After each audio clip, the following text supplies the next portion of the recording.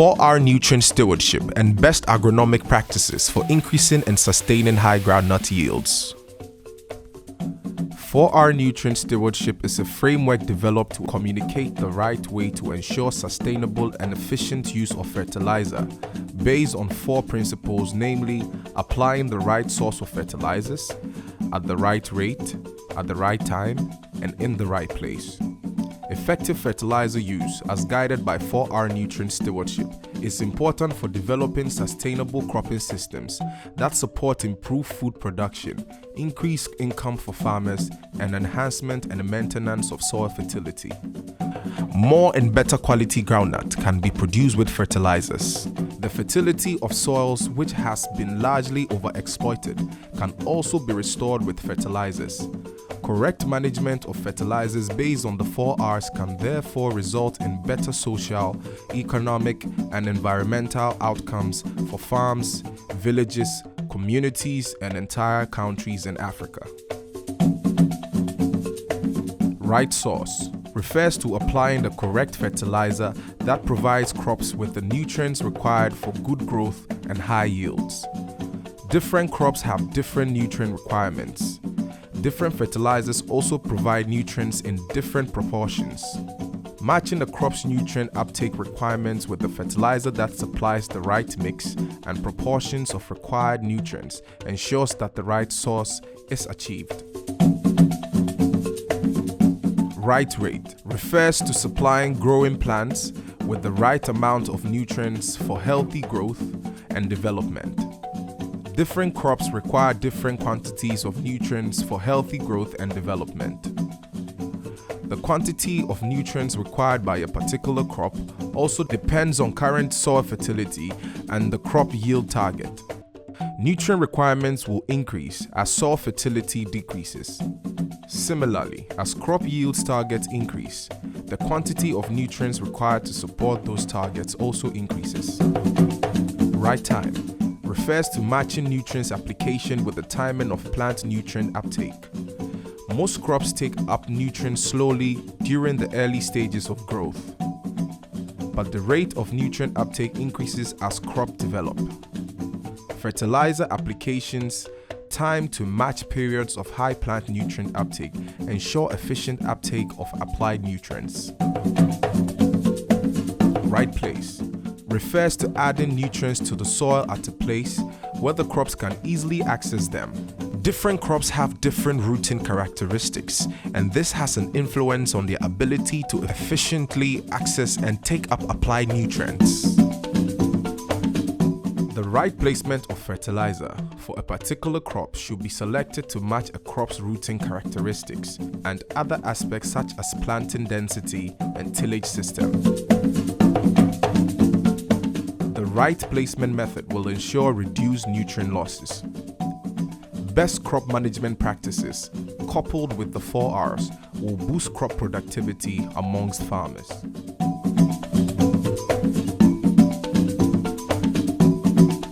My name is Mr. Harun Abdullahi, an agronomist from Savannah Agricultural Research Institute, Surrey. Presently, where I'm standing is a demonstration field for our project. Many farmers in this part of the country believe that we don't apply fertilizer to groundnuts, and we want to discourage them on this. There's no crop that doesn't need fertilizer. If you don't use the right fertilizer, you will say that it doesn't need fertilizer. As a result of this, we are introducing them to the fertilizer application. Groundnut is one of the leguminous crops that farmers in this district are cultivating, and they are noted for not applying fertilizer. So we have come to showcase the benefits of applying fertilizer to groundnut crops. 4R good agronomic practices for groundnut. Field selection and management. Groundnut grows best on deep, loose, well-drained sandy soils. Such soils are easily penetrated by groundnut roots, allowing for good pod formation. Such soils also allow for easier harvesting of groundnuts without leaving pods behind in the soil. Suitable fields for growing groundnut should be well drained and not prone to waterlogging, as groundnut cannot tolerate waterlogging. To ensure good groundnut yields each season, avoid growing groundnut on the same field continuously and rotate groundnut with cereal crops such as maize. Planting groundnut in the same field continuously increases the chance of pest and disease infestations. Land preparation. For good growth and yields, groundnut requires a deep seed bed without compaction layers or a hard pan. Groundnut fields should therefore require deep plowing so as to make it easier for roots to penetrate the soil and for pods to be pulled from the ground during harvest. Field preparation should be immediately after the first rains, which is usually around mid-April, so as to ensure the fields are ready for groundnut planting, which usually takes place in early May. Before plowing and harrowing, first clear any overgrown weeds, shrubs and stumps. After the field is cleared of shrubs and stumps, plow the field uniformly to a depth of about 30 centimeters. Plowing should be done when the soil moisture level is low to minimize soil compaction. After plowing, harrow the field uniformly by breaking up any large soil clots that may be present. Then make ridges 50 to 60 centimeters apart. Depending on the type, example, the erect type such as chines and GROUNDNUT 2 should be 50 centimeters, while the spreading type such as Money Printer and F-Mix should be 60 centimeters. Groundnut can be grown on either flat beds or ridges. Ridges are recommended in fields where waterlogging is a problem. Also, groundnut grown on ridges tends to have higher yields due to the looser soil, which enables better rooting and pod formation. Good plowing and harrowing help to control weeds, kill some insect pests, and also makes it easier to incorporate manure, apply fertilizer, and plant.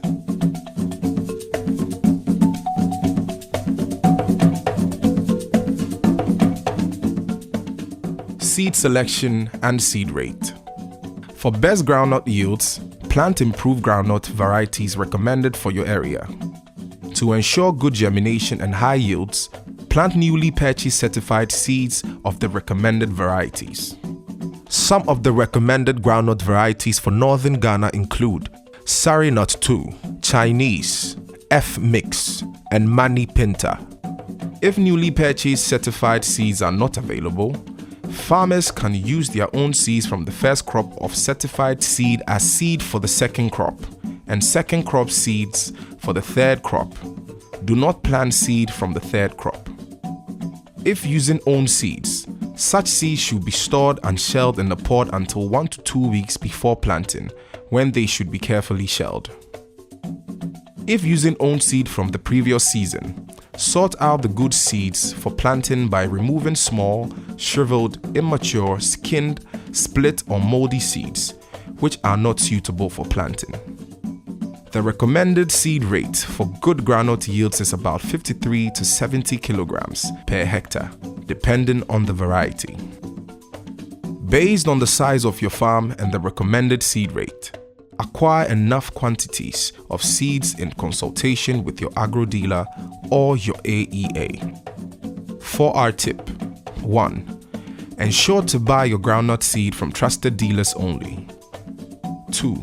Seed packs should contain the following information: groundnut variety, packing date, expiry date, germination rate. 3. Check the seeds to ensure they are of good quality and uniform in appearance, with no deformed or discolored seeds. Planting. Groundnut planting in the northern region should be done immediately after the first rains, which usually occur the first or second week of May. Planting should be conducted when the soil is warm and moist. Avoid planting immediately after heavy rain, as seed can absorb too much water, which leads to rotting. Planting in rows ensures that the right planting density is achieved and also makes weeding and harvesting easier. The recommended planting spacing for groundnut in northern Ghana is a row-to-row spacing of 50 centimeters and 15 centimeters spacing between plants in a row for erect type, and 60 centimeters to 20 centimeters for the spreading type. To achieve the desired spacing, make planting furrows, that are about 5 centimeters deep at a spacing of 50 centimeters between furrows. In each furrow, 1 groundnut seed shall be sown by hand at a spacing of 15 centimeters. To ensure the right spacing between rows, use wooden pegs and planting lines to demarcate row positions and ensure consistency between row spacing of 50 centimeters or 60 centimeters. To achieve the desired intra-row spacing, planting twines should be marked at 15 centimeters intervals using ink or knots and seeds sown adjacent to these markings. After planting, the seed should be covered well with soil to ensure good contact between the seed and soil and ensure good germination. Fill gaps 1 or 2 weeks after sowing where no plants have emerged.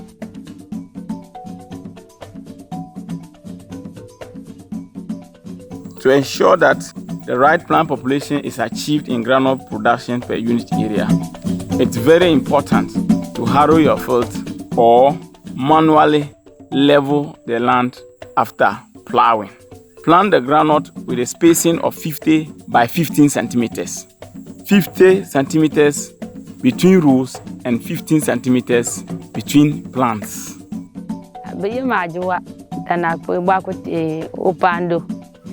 Elebelen an kaketu be for aradak la traité comme wata toa na gbinta number te kake ne samba mo bon yo ta na nyeke te bo len kana te kake te nan bo len ba yana na patanyo ka jere te nan sabo yura kana.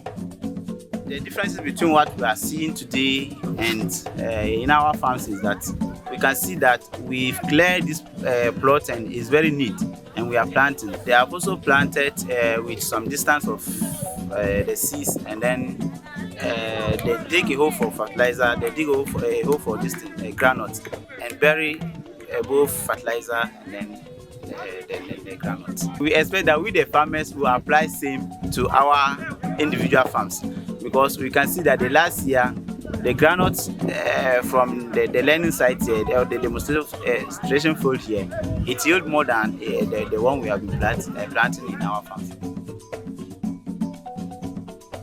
My name is James Mayimfa, Nyanopotoro.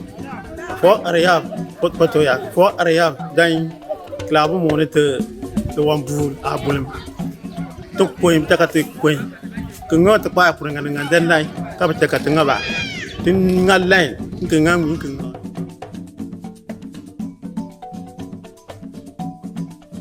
Fertilizer application. Fertilizer application in groundnut should be conducted at 14 days after planting. For good groundnut yields, fertilizer application should be based on the 4 R's of fertilizer management, so as to ensure that the groundnut crop is supplied with the right source of fertilizer, applied at the right rate, at the right time in the growing season, and at the right place where growing plants can easily assess nutrients supplied. To understand the best 4R practices for good groundnut yields, it is important to understand the key nutrients required by the groundnut crop for good growth and how they should be supplied. For good growth and yields, groundnut requires to take up large quantities of nitrogen, phosphorus, and potassium. Since groundnut can biologically fix, that is, manufacture its own nitrogen, it does not require fertilization with large quantities of nitrogen. Application of small quantities of nitrogen together with phosphorus and potassium is sufficient for good yields. Groundnut can, however, not fix other nutrients it requires in large quantities such as phosphorus and potassium, and these need to be supplied through fertilizers.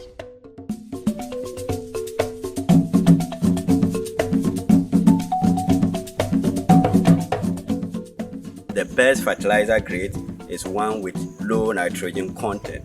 So we have several fertilizer products in the market, but what is recommended that is available in the market for use is the fertilizer with the 11, 22, 21 grade. That is 11% of nitrogen content, 22% of the phosphate, and 21% of the potassium. The fertilizer for groundnut is best applied 2 weeks after planting, and the method of applying is by dibbling and burying the fertilizer. So basically, this is how we expect farmers to apply the fertilizer. With granules, we do not do split fertilizer application because the nitrogen content is low, and it's low because the granule itself is able to fix its own nitrogen. So the applied nitrogen is just a starter nitrogen for the crop. It isn't that granule doesn't need fertilizer. The type of fertilizer that you have to apply to groundnut is there. It doesn't need fertilizer with high nitrogen content. So because of this, we are introducing a fertilizer with low nitrogen content so that they will also adopt to this.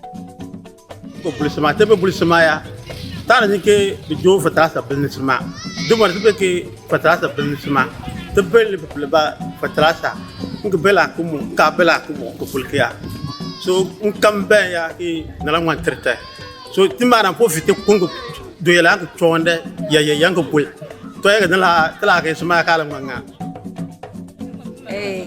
iya yunna tanan ko takbabuna ne nan ko fala ka jirke mana nyike bebelne sama nyo konkona nambe ke bebelne sama nyo mo abe do china ka kam nambe china ngede to na ka de bom makbabuna. Right source. The right source of fertilizer for groundnut are compound fertilizers or fertilizer blends that supply small quantities of nitrogen but can contain large proportions of phosphorus and potassium. Farmers should therefore select fertilizers that contain high proportions of phosphorus and potassium and small contents of nitrogen such as NPK 11-22-21 plus 5 sulfur plus 0.72 zinc plus 0.5 boron.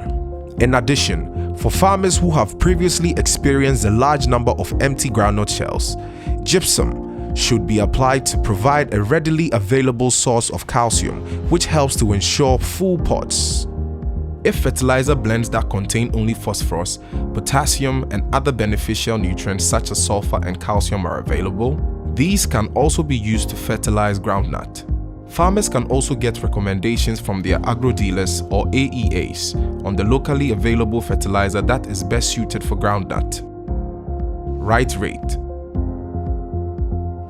Groundnut needs to be supplied with about 20 kilograms nitrogen per hectare and 40 kilograms P2O5 per hectare and 40 kilograms K2O per hectare.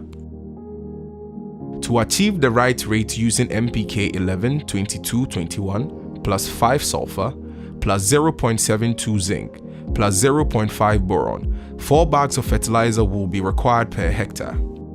To achieve the right rate for different field sizes, follow the guidelines presented in the following table. Recommended groundnut fertilizer application rates for groundnut.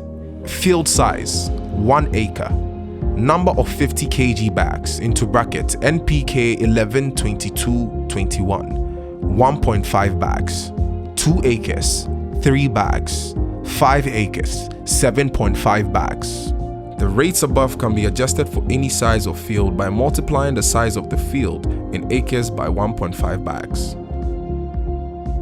In fields where calcium application is required, application of 6 25 kg bags, that is 150 kg of gypsum or omia calcipril per acre will be required. For our tip, if you do not have any fertilizer, you can grow groundnut in a field where maize had previously been grown and applied with fertilizer containing phosphorus. Right time. Groundnut should be fertilized at 14 days after planting when there is adequate moisture in the soil. Right place. To ensure right placement of fertilizer, use a stick to make small holes about 5 centimeters from each ground plant stand. Use a bottle top or teaspoon to apply equal amounts of the selected fertilizer in each hole by applying a third full bottle top or a third full teaspoon in each hole. Cover the applied fertilizer with soil to avoid nutrient losses.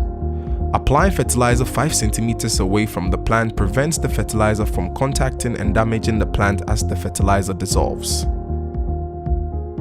In soils that require application of calcium, the gypsum or omiacalcipril should be applied by broadcasting near the base of the plant at the beginning of flowering.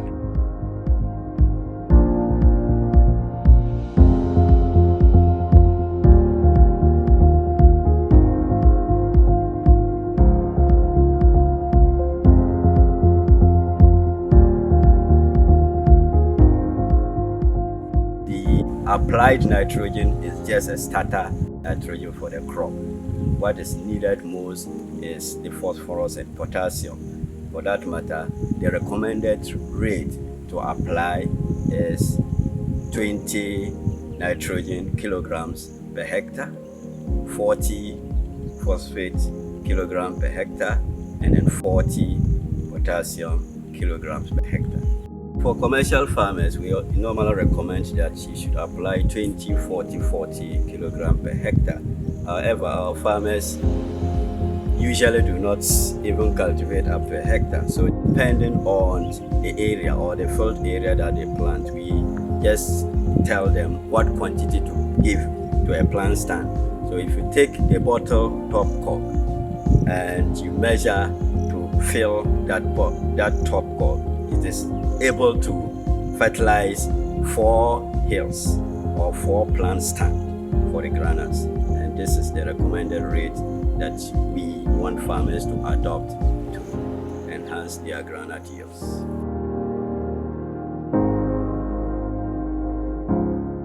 Groundnut crop management. Management of weeds. Weeds reduce the growth and yield of groundnut by competing for nutrients, water, and light. Weed control is especially important when the plants are small during the first 6 weeks and as the pods are setting. For best yields, groundnut fields should be kept weed-free by conducting timely weeding at regular intervals. Usually 2 to 3 weedings are normally needed. Weed control can be manual, chemical, or both. Manual weed control. Weed about 3 to 4 weeks after planting and again at around 6 weeks after planting. Chemical weed control. Herbicides can be used for both pre-emergence and post-emergence weed control. To control the early and post-emergence of weeds, apply post-emergence weed control herbicides recommended for groundnut immediately following planting. If there are actively growing weeds in the field at planting, spray non-selective herbicide such as glyphosate or paraquat after applying the pre-emergence herbicide. If only pre-emergence herbicide is applied at planting, one weeding may be required at 5 to 6 weeks after planting. Before applying any herbicide, carefully read and follow instructions provided by the manufacturer or consult your local AEA. Crop rotation and good field preparation during plowing and harrowing also help to control weeds. 4R tips for weed management. During weeding, avoid covering young plants with soil as it increases the risk of disease infestation and reduces yields. Take care when walking through the groundnut field when the crop is flowering to prevent disturbing the flowers as it will reduce yields. At pegging, avoid disturbing the soil near the plants. At this stage, pull weeds by hand and avoid use of hoes. Management of pests. Pests can cause considerable damage to groundnut when infestations are high. Regular weekly monitoring of groundnut should be conducted to monitor the presence of insect pests. Common groundnut pests affecting groundnuts include aphids, caterpillars, termites, and thrips, rodents such as rats and rabbits. If pests are damaging pods, control the pests with recommended insecticides, taking care to follow instructions provided by the manufacturer or consult your local agricultural extension agent. The following table provides some recommended pest control and prevention measures. Pest and impact. Aphids, mainly a threat because they spread viral diseases such as groundnut rosette, but can also affect groundnut plants directly by sucking sap. Signs: small brownish gray insects mainly on growing tips and young foliage. Management. Control. Spray with suitable insecticide. Example: dimethoate. Into bracket, Make sure to follow manufacturer's instructions. Prevention. Plant early using the recommended planting distance. Rotate groundnut with cereal crops such as maize. Conduct regular weeding. Plant tolerant or resistant varieties if available. Groundnut leaf miner is the caterpillar of the moth, which tunnels into the leaf to feed, emerging when it is larger. Infestation can totally destroy your crop. Signs: distorted leaves due to caterpillars inside. Leaves folded over or stuck together with silk. Leaves turn brown, roll up, and dry. Management. Control. Spray with suitable insecticide. Example, dimethylate. Making sure to follow manufacturer's instructions. Prevention. Plant early. Rotate groundnut with cereal crops such as maize. Conduct regular weeding. Plant tolerant or resistant varieties if available. Termites destroy roots and make holes in pods and seeds. Signs: wilting and death of plants. Presence of termite mounds.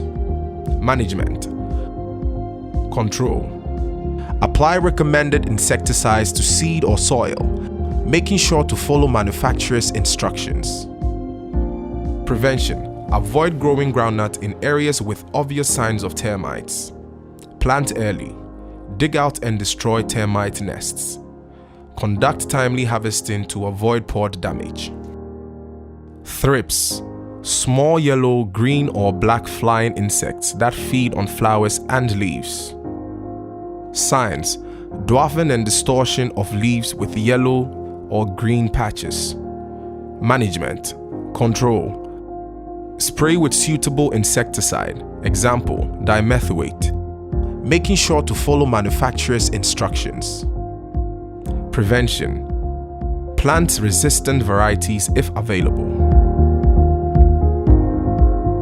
Management of diseases. Groundnut rosette disease is the most important groundnut disease in northern Ghana. It is caused by a virus transmitted by aphids.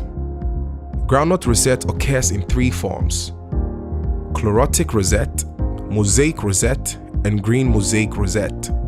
Groundnut plants with chlorotic rosette have bright yellow leaves, except for small parts that remain green. The yellowing may affect the whole plant or only some shoots. Early infections result in severely stunted plants with small deformed leaves. Groundnut plants with mosaic rosette have yellow and dark green areas on the leaves. Plants are stunted, although not as seriously as with chlorotic rosette. Groundnut plants with green mosaic have very dark green small leaves or have a light and dark green mosaic with leaf margins rolled downwards. They too are stunted if infected early. In all forms of groundnut rosette disease, early infection causes severe pod loss and reduced yields. Prevention measures. Remove any self-sown groundnut that has germinated as a result of the last crop. Plant at the recommended plant spacing, which gives a high planting density that covers the soil as quickly as possible. The landing behavior of aphids which spread the disease is disturbed when the soil is covered. Early planting in order to produce a crop before the arrival of winged aphids. Intercropping with maize or sorghum. Crop rotation with maize or sorghum. Control measures. If rosette disease occurs, diseased groundnut plants should be removed as soon as they are seen and destroyed. Weeds should also be removed from within and around the groundnut fields. After harvest, all plant debris should be collected and destroyed by burning or used as fodder for livestock. The most reliable control method is, however, the planting of disease-resistant varieties such as Sari Nut 2. The disease is also one of the main problems facing farmers within this area, the groundnut rosette. Because of this, we have come to introduce this particular variety, Sari Nut 2, which we will follow up with all the good agronomic practices so that the farmers will bounce back to groundnut production. What's normal even encourage disease infestation is sanitation, farm sanitation. So through this demonstration, we are encouraging farmers to practice farm sanitation. As you can see the field here, the sanitation is good. So when you practice this with all the required agronomic practices, you can avoid those diseases. 4R tips for safe use of chemicals for pest and disease control. Use only herbicides, pesticides and fungicides that are recommended for groundnut to avoid damage to plants. Chemicals can be toxic to humans, so always follow instructions on the product package or from the agro dealer for safe use. Also follow instructions about the time needed between spraying and safe consumption of fresh pods. Do not store chemicals in the same place as food. Do not eat from the same spoon used to measure chemicals.